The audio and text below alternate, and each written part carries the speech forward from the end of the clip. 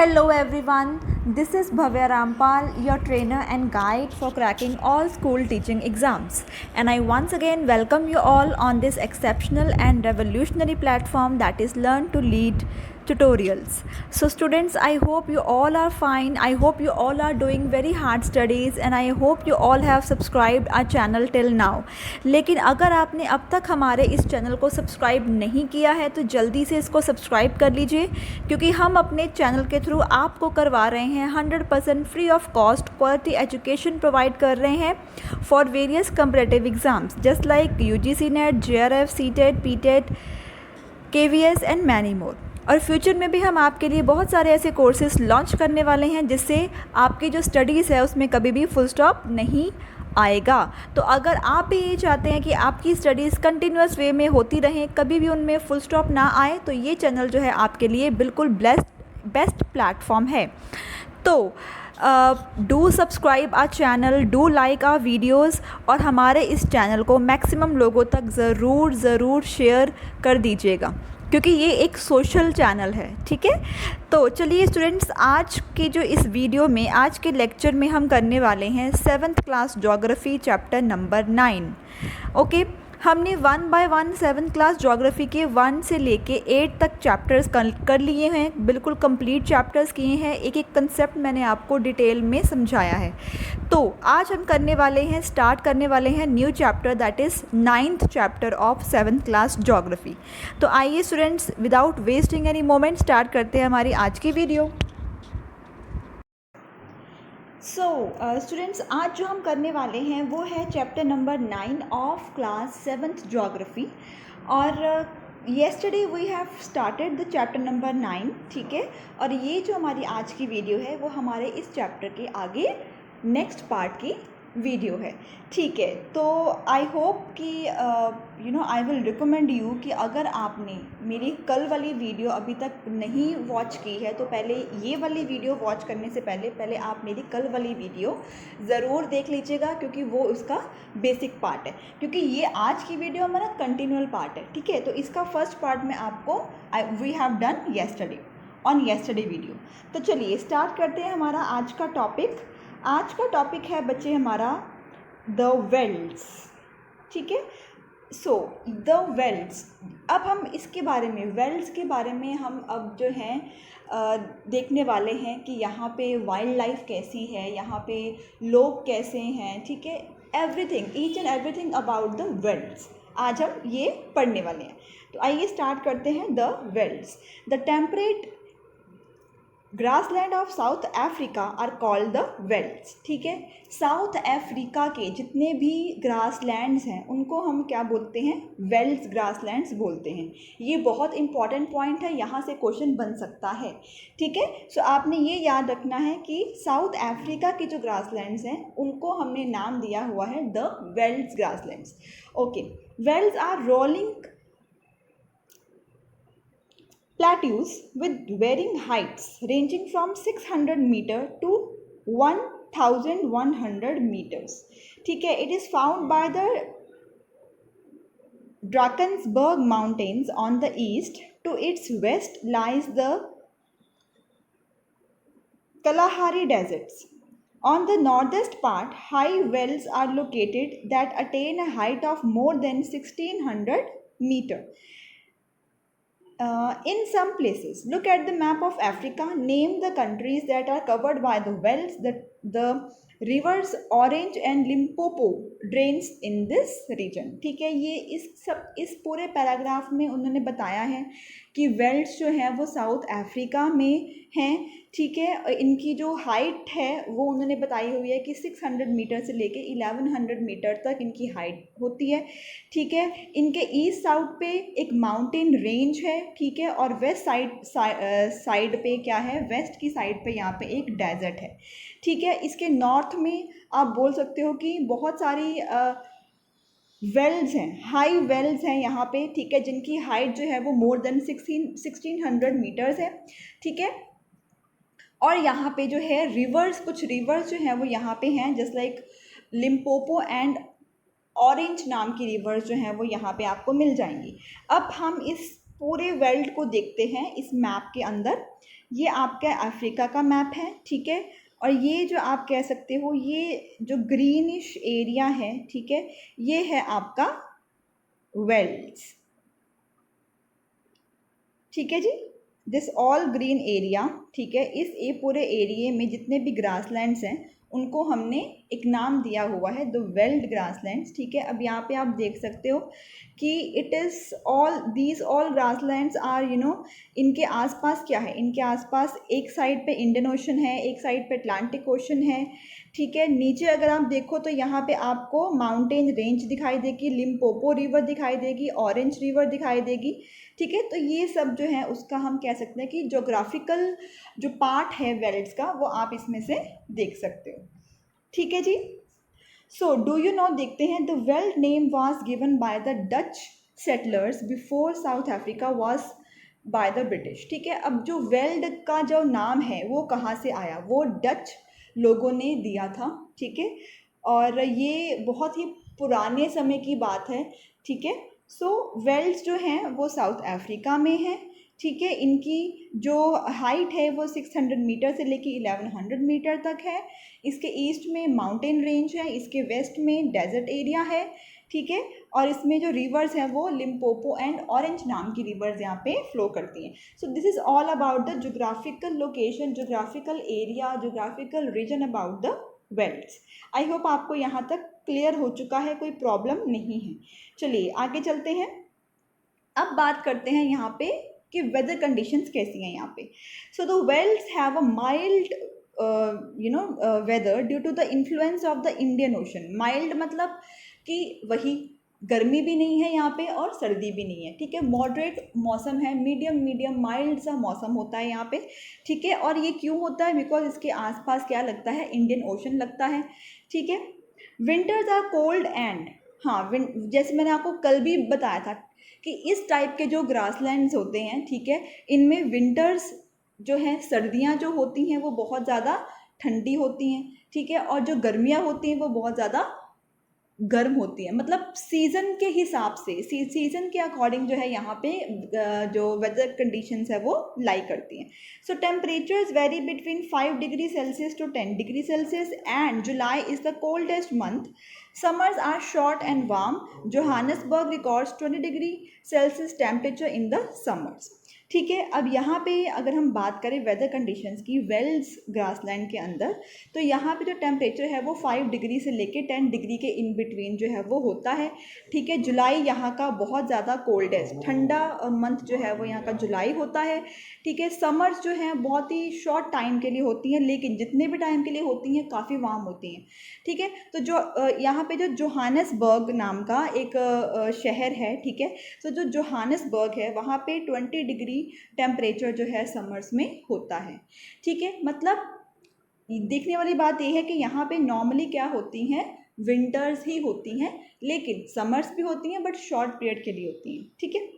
Okay चलिए आगे चलते हैं। The world receive rainfall mainly in the summer months from November to February, ठीक है।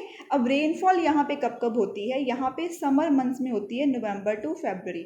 इसका मतलब यहाँ से आपका एक पॉइंट बनता है कि यहाँ पे जो समर्स हैं, ठीक है, वो नवंबर से फरवरी के बीच में गर्मियाँ होती हैं, ठीक है।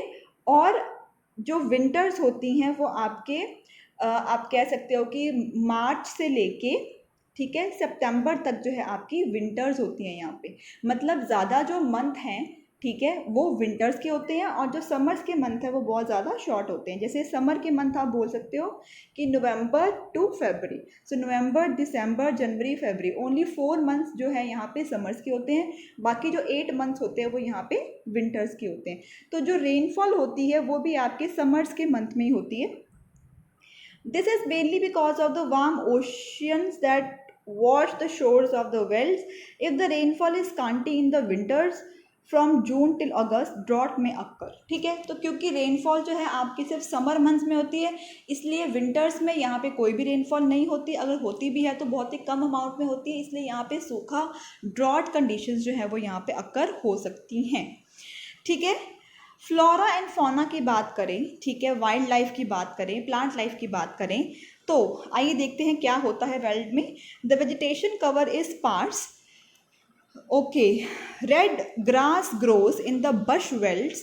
In the high wells, acacia and marola are seen. The animals of the wells are lions, leopards and all etcetera. ठीक है, तो अगर हम फ्लोरा एंड फौना की बात करें, क्योंकि यहाँ पे रेनफॉल बहुत ही कम होती है, ठीक है, तो यहाँ पे फ्लोरा जो प्लांट लाइफ है वो वहाँ पे इतनी ज़्यादा अच्छी नहीं होती, इतनी डेवलप्ड नहीं होती, आप बोल सकते हो।